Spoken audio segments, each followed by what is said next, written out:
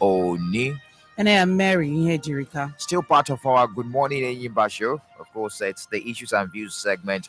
We take a critical look at those stories shaping our world, and we do the analysis for you. The topics have been listed. The Nigeria Super Eagles soaring past South Africa into AFCON final. It's definitely the top of discussion in Nigeria right now. Of course, relegating other challenges that we have for one, at least for once. Let us forget about the rising The high cost of living. The state of the nation, insecurity, and put a smile on our faces. And of course, the Super Eagles did justice to that yesterday in faraway Ivory Coast, 𝗦𝗘𝗡𝗦 to be precise. In fact, that's yesterday. History was repeated itself. Now, let me show you, Mary. That's yesterday. It was exactly 40 years in the same city, 𝗦𝗘𝗡, where that match was played, that Nigeria beat Egypt on penalties after the game ended 2-2 after extra time. Nigeria defeated South Africa yesterday. Experience like for you? Okay, first of all, when we scored the first time, 𝗔𝗙𝗏𝗏 made us happy, made us proud. I was super elated, and I was praying, God, let the game just end.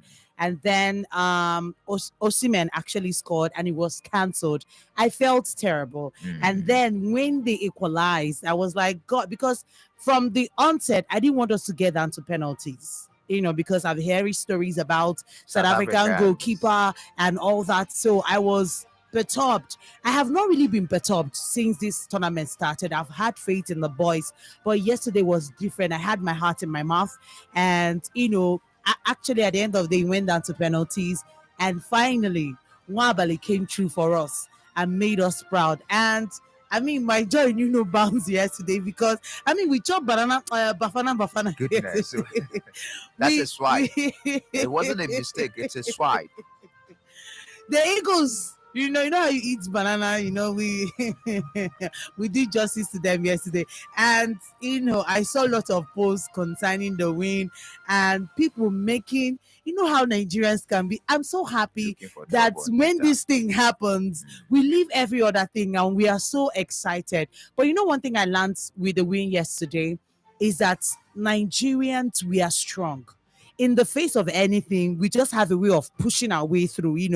We are just strong people, and I love that. I'm so happy for Nigeria, and I'm so happy for the boys. I am looking forward to them bringing the trophy home. At any point, was there any point during the course of that match that you couldn't continue the match because of the tension? Yes. I knew it. I was going to predict that, because that is what men go through every week watching ball, Premier League, Nigeria League. That's what we go through. So yeah. I know you as a lady. Yeah. Where's the tension coming from? from? I even do that when I'm seeing a movie. When I'm seeing a movie full of suspense, I pause. So and I take a walk. What did you do at that point? I had to go chat with someone. So you didn't pray for the boys? I was praying in my heart for the boys, but I had to kind of distract myself. I had to distract myself from the whole thing. But we were here till around to 10 yesterday. Oh, wow. Going through the phases from the first half to the second half to the extra minute of play, first 30 minutes, second 30 minutes, and the penalties. At the commentary box, we later left the studio to join Precious and Kingsley. Yeah. The tension was so high. It was. At some point, Precious, running the commentary, stood up, switched off the microphone, and said, I can't continue. My heart. I said, you must continue, please. People are listening at home. Because the commentary box was soaked with tension. The pressure was so much, but high. At the end of the day, we're happy that Super Eagles finally soared past South Africa, reaching the AFCON final. Of course, it's a good one, and I must commend the players. The boys, they did a good job, even though we're not so good on the field of play during the first half. The South Africans too did a good job, fantastic job. But substitute Kelechi Iheanacho giving Nigeria a 4-2 penalty shootout victory over South Africa. And it means we're meeting Ivory Coast in the final, the host nation. So The two teams are coming from Group A. No one saw Ivory Coast. Ivory Coast, luck has really Been on them. been on them. It's been on them right from the start of this competition till this point. No one saw them coming. Game of love, penalty, sometimes last minute goal. They qualify for the next round, and I hope we can just get the needed support from Nigerians, those that can afford to travel to Ivory Coast to cheer the boys on the field of play. They should. I like the Yesterday, VP was there yesterday. the vice president was there. Yes. Yesterday, do you know that over 20,000 Ivorians that were on the field of play were supporting South Africa to beat Nigeria? I mean, not just them. I think even other African countries, like they were like, Where's this beef coming from? because we are the giant of Africa, and they don't like to hear that.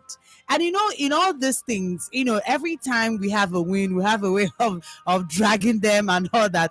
And they see all that. So they are hoping that one country would actually come and take away, but that's not going to happen. The boys are coming home with the trophy. It's not happening. In all, even if we play Ethiopia, Nigerians will still go back to Ghana and drag them.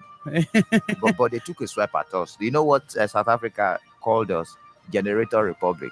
But we told them that with their constant electricity power supply, they will still use it and watch Nigeria win in the final. The back and forth, the swipe, it's actually the fun of it anyway. Yes. So the vice president was there yesterday, and of course promising Nigerian Super Eagles players so much largesse, and also the governor. I saw the governor of Ogun State, Kanu Wanko, met them in the dressing room after the win. Kocha was on the field watching, and it was fun. It's making me emotional. Yes, it was fun. Making me emotional. And it says a lot about this country. It says a lot about the people that we're happy people. Just put the right things in place. Then we will be happy. Yes. No matter what, we rose above the challenges. We rose above the high cost of living yesterday. Forgot about insecurity, and we were happy. And the boys really made us happy. Special shout out to 𝗦𝗢𝗘𝗦. Yesterday, he stays. He's from this one community near Omoku in Rivers State. Do you know those in that community? They went in their numbers and took this rally, more like a rally, that late night to his father's house because they were proud of him. 𝗦𝗢𝗘𝗦. Is that son of the night or what? 𝗦𝗢𝗘𝗦. Child of the night. Yeah. And they fixed the game in the night. At the end of the day, he took the day. Anyways, let's look at the rundown this morning. Apologies, we decided to do that because we're still basking in the euphoria of the win. And we're very happy. And of course, Sunday is the final against Ivory Coast. We need the support. What time is it? It should be by 9 p.m. Because there will be the closing ceremony before the main match. So it should be by 9 p.m. But I cannot confirm, but it should be by 9 p.m. Anyways, we need the support we can gather at this point, because Ivory Coast is playing at home. You don't be surprised that the government might decide to even throw the gate open so that they can have as many supporters as possible. That doesn't change anything. It matters when you are playing in front of your home fans. Doesn't change anything. My boys are bringing home the trophy. I have faith in the boys. Okay. So this morning from Abia, government agency, there's the Umuahia Capital Development Agency. We understand has sealed the PDP secretariat, the state PDP secretariat in Umuahia. That sounded somehow right, but we will definitely share the details with you. But it is a developing story because we are yet to hear from the government agency that has sealed the PDP secretariat, although PDP is already seeing it as a harassment and trying to silence the voice of opposition in the state. But we're going to look at that critically, hopefully, with the little that we have, and of course follow up with this story. The reason we're not interviewing the stakeholder, the newsmakers now in this particular story is because we could actually establish connection with the spokesperson of the PDP in the state, Elder Abraham Ama. But we need to have a balanced conversation to talk to the DJ That's Director General of Umuahia Capital Development Authority. But we will definitely find a way to bring that conversation to you so that we can expand this particular story and have an idea of what is going on. But we understand that the PDP secretariat in Abia State has been sealed by Umuahia Capital Development Authority. So, on the national scene, the House of Reps has begun amendment of Electoral Act proposing mandatory electronic transmission of results. A motion was raised on the floor yesterday. In fact, the lawmakers sponsoring that motion even proposed election to be held one day, not like having presidential, governorship, House of Reps, Senate. Everything should Done be in a on day. it. Should be done in a day. So we're going to look at that. President Tinubu, barring any last-minute change, will inaugurate the student loan scheme this month, February 21. That's the date for it. The security chiefs were in the Senate yesterday, but the absence of the National Security Advisor and the Chief of Defense Staff stalled the interface with the security chiefs. That has been postponed till next week. And of course, the House of Reps amendment of Electoral Act still part of the conversation this morning. And court ordered federal government to fix prices of petrol and other items, including milk and some other commodities, sugar. Then the fresh protest in Niger State, Suleja to be precise, the same way we have two capitals in states like Anambra and Abia. We also have the same thing in Niger State. Suleja is the commercial nerve center of Niger State, while Mina is the state capital. So Suleja boasts of several markets too. And there was a fresh protest in Suleja yesterday. Remember, 2 days ago, there was a protest in Mina. So 25 people were arrested by the police, and of course 5 nabbed, 6 pregnant girls rescued from a baby factory in Anambra State. So that's the lineup this morning. Thank you so much for joining us. We're streaming on the YouTube page, Enyimba TV. Join the conversation there, drop your comments, and our WhatsApp is back. This way we have access to more comments with the WhatsApp that is up and running. 0809 666 0943 0809 666 0943. So that's the number for you to join the conversation on the WhatsApp. But the Facebook page is up and running, facebook.com/Enyimba 943 FM. Mary, let's begin the conversation. All right.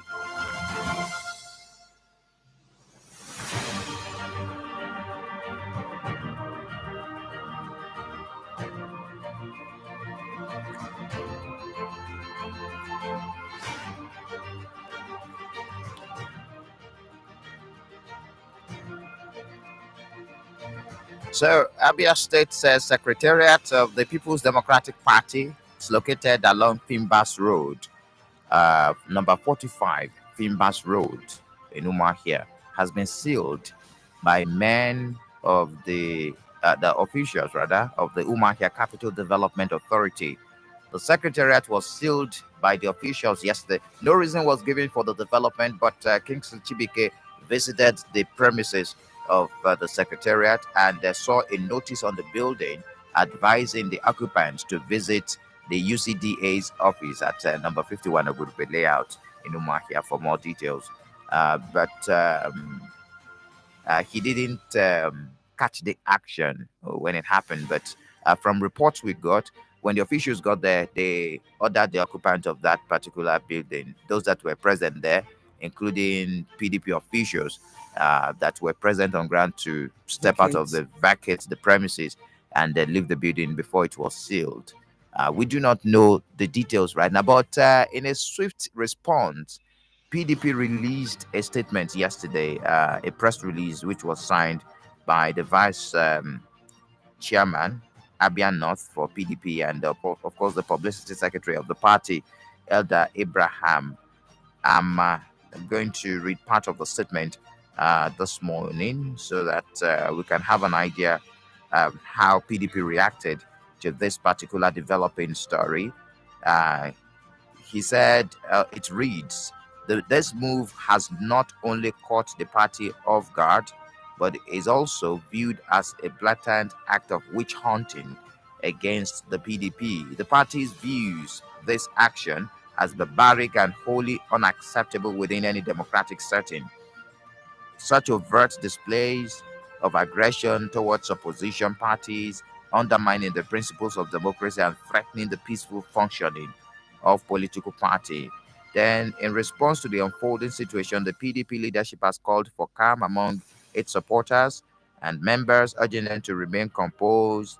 Then, saying the commitment to seeking redress through judicial means reflects the party's dedication to upholding the rule of law. Then, went further to a statement. Okay, the party's assertion that the sealing of its secretariat amounts to witch hunting by the ruling Labour Party administration underscores the deep-seated political tensions and power struggles present in the state. So that's it. PDP's reaction, just those important parts of the statement released by the major opposition party in Abia State. Back when I was in school, one thing, there's this course we did, and one thing my lecturer used to say is that everybody will ask the question of when, how, where, what. Okay. But everybody stays away from why, because why is a very tough question, to answer. But I think that before putting out this statement and tagging it witch hunting, since they actually left a notice as to, direct them to come over and get to know the reason why the office had been sealed, wouldn't it have been wise for you to go there and find out why your office was sealed, rather than coming out to make a statement and saying that you are being witch hunted or something like that? Because you never can tell. At the end of the day, what if you find out that the sealing of your secretariat has nothing to do with the present administration, as you are probably thinking? What if it has nothing to do with them? What if it has a whole lot to do with where the building is situated? What if it has a lot to do with maybe there is something wrong with the building? This is just assumptions I'm making. And, they could have made that assumption. But I was thinking that, first of all, you go to find out where the reason for the sealing is coming from. And if it's coming from the government of the day, then you can boldly come out to say that is an act of witch hunt or whatever you want to say. But saying this before knowing the reason why your secretariat has been sealed, I think is putting the cart. Yes, I'm putting the cart before the horse. It doesn't look okay for me. Yes, it's hitting up the politics. So for me, the PDP should go and find out, first of all, why their secretariat has been sealed. That alone will give them an idea of the kind of statements that they will be putting out, rather than jumping into conclusion without knowing why your secretariat has been sealed. I took time to go through that particular release by the PDP, and I was looking for substance. Yes. I'm not saying it was not well structured as a media piece. I was looking for substance. What I mean by substance is the nitty-gritty of the issue. Why was it sealed? Were you guys giving notice? But no, it was about politics all through. But you made a valid point, Mary. But from another angle, if a place is going to be sealed, there are processes. Days of notice should also be given. Were they notified before it was sealed? Then diplomacy is also very important here. Diplomacy is applied in bureaucratic measures all over the world. If US is going to invade a particular country, they will check the pros and cons. If it is going to affect them in the nearest future, what is going to be the ripple effects of these? You know why I'm saying this? Sealing of the secretariat, the state secretariat of the major opposition party in a state is going to send a wrong signal about the party in power. That's why I said diplomacy is important, which is the reason I started with when notice given. If notice was given, were they invited to tell them, guys, we understand that you are the opposition party, but you've heard this and this this and in the this. law Yeah. that this should not be this should not be this. Mm. Let us find a way to resolve this amicably without hitting the polity. We are not against you doing your opposition job, but maybe, for example, your fence should It's not encroaching. it's encroaching. You have to move your fence back. Yeah. We're giving you 14 days to do that. Mm. Failure, we're going to lock up this place. Mm. So that when UCDA comes out to say, we met them, we told them to move this thing back, And they refuse. and they refuse. So we locked the place so that we can move it back for them. Then we can understand. Then it might be the sighting too. I know that place is a very busy area, and being a state secretariat, it should have parking space. Okay. That place is situated in a way that if you have 10 party members, if you have a major Meeting, event Congress, there, yeah. there is no parking space. People will Okay. park along the The road, road. causing traffic. It Mm. might be the reason, because the agency that's locked that place, sealed the place, 𝗬𝗢𝗑𝗓 Capital Development Agency, in terms of enforcing the master plan. And the timing too is also questionable on the side of the government. So it's a developing story, and we do not want to jump into conclusion. So many things in this particular story that we're waiting, and hopefully we will reach out to the actors involved in this movie. Yes, indeed. It's a movie. It's interesting. So let's move on now. Look at some other issues this morning, and of course, let's talk national issues. And we'll definitely throw the lines open early today so that we can have your thoughts on these issues. The student loan scheme will start this month. It's been confirmed that it will start this month. Barring any last-minute changes, President Bola Tinubu will, on the 21st of February, launch the student loan scheme at the State House. The official launch will coincide with the start of applications from eligible students nationwide. There is an agency in charge of this particular loan now, Nigeria Education Loan Fund. Executive Secretary is Dr. Akintunde Sawyer, who confirmed and said, yes, it is confirmed that it will be launched on the 21st of February. What brought about that is the bill that was signed into law last year, 12th of June, by President Bola Tinubu, Access to Higher Education Act 2023, to enable indigent students access interest-free loans for their educational pursuit in any Nigerian institution. Of course, it's according to the APC and Dele Alake, a member of the then presidential strategy team. He said it is in fulfillment of one of his campaign promises to liberalize funding of education. So there you go. I'm actually surprised that last year we were told this was going to start by January and it's going to be inaugurated on the 21st of February. There's every possibility that it might not even start in this month of February. And I think this is where the government needs to work on. When you are working with human beings, it's better you don't give them a date. If you know there is every possibility of that thing not happening, we hold on to your words. If you say this is going to begin in the month, this is also the same issue that Abapo seem to be having with Aba people. They want tell us January. Yes. And January now has come and gone. And now it's now February 21st is going to be launched. And if you read what Sawyer said, he said that he said this is going to be inaugurated and it will start if everything goes well.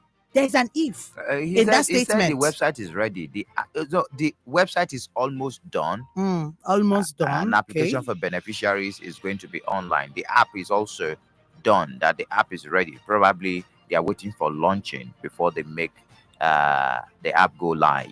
But what I'm saying is, there's still every possibility that it might not even start, because how many days?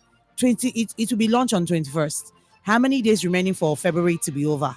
We have 29 days in February, so we just have 8 more days, and this could even enter into the month of March. And schools have already resumed. Yesterday, we took a story about a protest that happened in YU, Michael Okpara yes, Michael Okpara University. of Agriculture. Imagine that this thing had already started by January. Maybe students would have been able to assess it. Maybe that thing that happened there wouldn't have happened.